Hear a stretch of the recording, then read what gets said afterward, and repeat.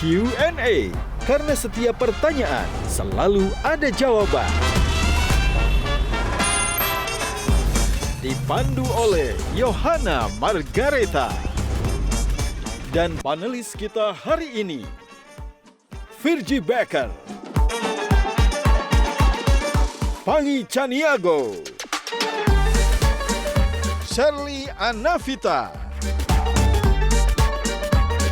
Anthony Leo,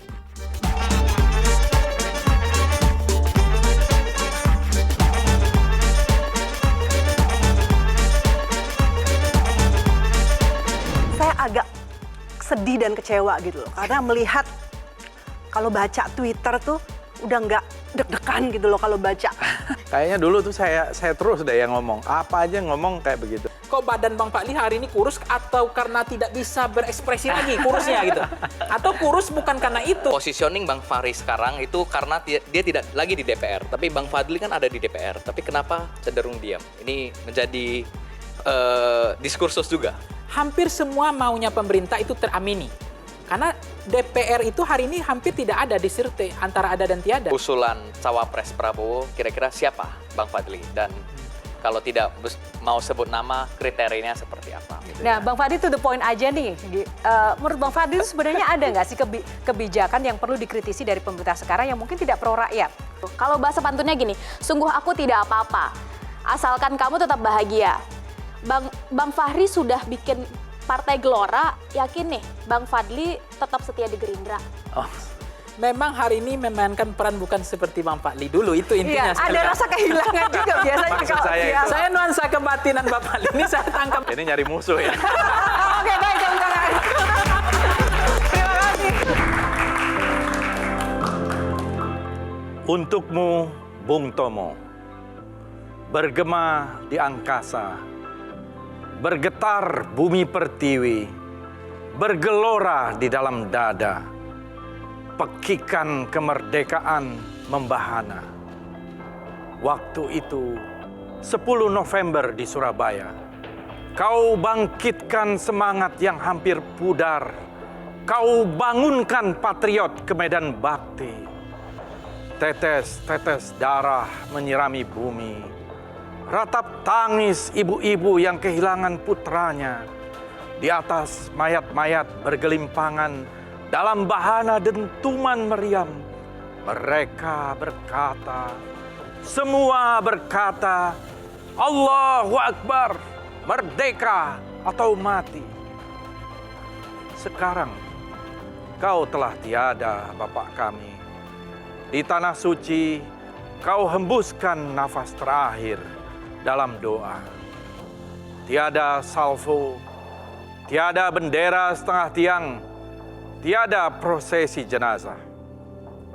Semua diam, semua kelam. Selamat jalan Bapak kami. Dalam haribaan Ibu Pertiwi, kau telah terlepas dari tirani, dari bumimu yang penuh noda dan dosa.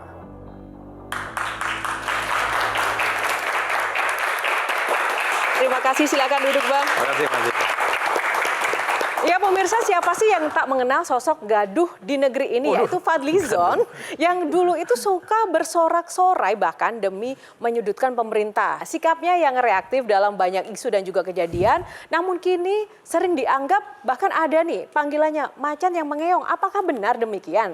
Nah, Bang Fadli dan juga rekan-rekan panelis seperti biasa nanti akan ada aturannya. Dalam memilih box, ada 9 box, di dalamnya akan ada topik-topik utama yang Bang Fadli harus wajib menjawab. Karena setiap pertanyaan selalu ada jawaban. Namun saya mau tahu dulu, menurut Bang Fadli sebenarnya serius nggak sih Pak Jokowi ini dukung Pak Prabowo? Beneran nggak sih? Ya menurut saya sih, masa nggak ada yang nggak beneran ya? Oh jadi beneran? Ya mudah-mudahan dong tentu. Dan ini hari-hari. spesifik ke 2024 nih. Iya justru itu. Bang Fadli itu dari hati atau formalitas Bang? Ini tadi Bang, jawab aja. Rasanya kelihatannya gimana? Rasanya sih formalitas, karena kita tahu seorang Fadlizon dulu kan menyerang pemerintah terus nih. Termasuk yang tadi Pak Jokowi. Yang saya kritik itu adalah kebijakan-kebijakan. Dan kebijakan-kebijakan itu sebenarnya bagian dari upaya kita untuk memperbaiki kebijakan itu supaya kalau kita cinta sama tanah air kita, sama negara kita, kalau ada yang keliru kan harus kita koreksi. Kalau kita diamkan saja ya berarti kita membiarkan kebijakan itu berlangsung salah, prakteknya salah gitu. Jadi sebenarnya itu bagian juga dari tugas konstitusional, apalagi di DPR ya. Kewajibannya kita mengawasi eksekutif gitu. Oke, kita akan pilih box dulu. Nomor berapa yang pertama? Nomor 3. Nomor 3. Oke, baik kita buka box nomor 3. Langsung 2024. Virgi Becker, silakan Virgi yang pertama. Saya agak sedih dan kecewa gitu loh. Karena melihat kalau baca Twitter tuh udah nggak deg-degan gitu loh kalau baca cuitannya Bang Fadly. Kalau dulu kan setiap baca langsung cedar gitu kan. Ada bahagianya juga karena kayak mewakili kita semua gitu. Tapi sekarang tuh gini aja, kemana nih Bang Fadly? Ide-ide kreatifnya untuk nyinyir dalam tanda kutip mengkritisi dengan baik itu hilang gitu loh Bang. Masa semuanya harus saya gitu? Kayaknya dulu tuh saya terus deh yang ngomong. Apa aja ngomong kayak begitu ya, berkali-kali semua. Sorry, aku ingat banget pernyataannya di beberapa media ya, yang menyatakan iya kalau di DPR itu kan dibatasi, istilahnya tidak bisa semua lah saya ucapkan di sini. Makanya sosial media lah tempat saya berkoar-koar atau Jalan terus kan sosial media saya? Iya, isinya berita, Bang. Berita-berita sehari-hari. Kalau belum berita tugasnya Metro TV aja ya. Tugas kami lah di Metro TV. Jadi biar peran itu saya kira banyak generasi baru yang harusnya lebih kritis gitu ya. Sehingga saya nggak selalu dicap sebagai tukang kritik gitu. Tapi Bang, kan dapilnya Bang Fadly itu kan sebenarnya suka banget Bang Fadly kayak gitu, nggak takut nanti 2024 maju nggak dipilih lagi? Apa karena memang positif saya sudah juga mau jadi menteri? masih mengkritisi kan. Tapi yang beda dari seorang Fadly kan cara mengkritisinya, ya nggak sih? Terus kemudian semangat dan juga kayak menggebu-gebunya tuh sekarang memang redup. Panelis yang lain, puas nggak Bang Pangi? Coba, puas nggak dengan jawaban Bang Fadly? Bang Fadly sekarang aja menjawabnya juga kayak udah lemes gitu. Ada apa sebenarnya ini? Kurang gula kayaknya, Ya, banyak kurus. Sebenarnya Mbak Yo kalau kita lihat Bang Fadly ya dari dulu, kan beliau memang kalau sama Bang Fahri Hamzah itu kan dia duet maut juga sebetulnya sebagai macannya parlemen lah ya. Nah sekarang kalau dikatakan macan mengeong hari ini itu kan sebenarnya Bang Fadly ini memang politisi. Politisi tentu harus bisa mengayun gitu. Artinya dia fleksibel juga dengan kondisi memang tidak hanya sekedar comfort zone, tapi memang dia harus memposisikan garis partai. Tapi perubahannya seorang Fadlizon drastis nggak? Nah, Dari yang dulu kalau gaduh sekarang drastis banget. Saya sampai kritik, kok badan Bang Fadly hari ini kurus atau karena tidak bisa berekspresi lagi kurusnya gitu. Atau kurus bukan karena itu, tapi karena memang diet untuk pemilu 2024. Oh. Oke, kalau Shirley? Kalau tadi Bang Fadly membuka dengan puisi, Shirley sekarang buka pertanyaan dengan pantun, Mbak. Bapak Ibu yang baik hati, mari nonton Q&A di Metro TV. Bang Fadlizon yang saya hormati, kok bisa sih nggak jadi wakil ketua DPR lagi? Kalau selamanya kita di situ ya repot juga.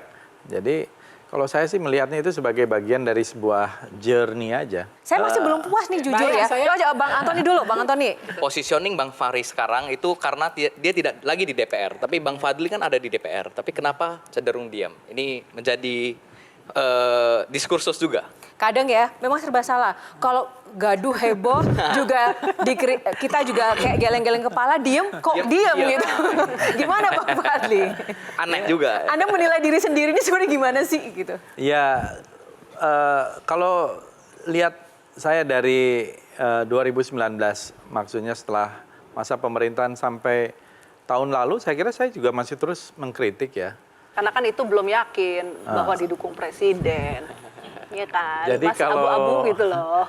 Kalau sekarang tentu konsentrasi kita berubah. Nah, dengan semua dinamikanya. Cuma ada konsekuensi Mbak Yo. Hampir semua maunya pemerintah itu teramini. Karena DPR itu hari ini hampir tidak ada diserte antara ada dan tiada. Nah akhirnya resikonya hari ini kita lihat banyak kebijakan justru itu merugikan kepentingan rakyat kecil. Intinya sebenarnya Bang Fadly, kalau jadi oposisi yang ada tugas mulia loh, justru malah itu sangat bagus sekali mulia sebagai kontrol ya. Jadi sebenarnya kalau dibilang itu juga capek dan berat, itu justru malah bukan maksudnya disayangkan. Tapi pengen jadi menteri nggak kalau misalnya nanti bergabung dengan pemerintah, Bang Fadly? Jadi menteri apa Bang Fadly? Enggak lah. Pokoknya Yakin? Enggak? kita itu memperjuangkan sesuatu yang menjadi bagian dari tujuan kita untuk memperbaiki keadaan. Dan kadang-kadang kita harus mundur 1 langkah untuk maju 1000 langkah gitu ya. Untuk maju lebih banyak langkah. Itulah namanya politik, the art of the possible. Kalau ditawari jadi menteri, pengen jadi menteri apa, Bang? Saya nggak pernah berangan-angan ya untuk Yang paling cocok dengan kapabilitas Bang Fadli? jangan mancing-mancing lah. Yang paling penting kita menang dulu baru gitu. Oke, baik. Terima kasih. Masih balik ke 2024, Jo, boleh tanya satu lagi Oke, soal terakhir. Lawan-lawan capresnya itu kan lebih muda lah ya dari sisi umur gitu dari Pak Prabowo. Sementara sekarang kan kita melihat dari data 52% pemilihnya justru pemilih muda. Apa kira-kira strateginya nih Bang Fadli, atau mungkin dari Bang Fadli yang selalu mengusulkan, mengidekan kepada Pak Prabowo untuk gini loh caranya memikat Karena anak-anak Prabowo muda. yang paling senior ya. Iya, tapi senior kan. saya kira yang mungkin dimiliki oleh Pak Prabowo dalam perjalanan beliau itu yang saya tahu dan saya kenal dekat adalah wisdom. Karena kan ditanya soal usia. Jadi bukan berapa usianya, tetapi bagaimana dia mengisi usia itu.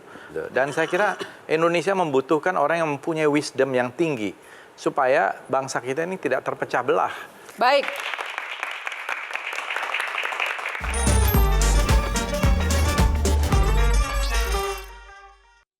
Jelajahi cara baru mendapatkan informasi. Download Metro TV Extend sekarang.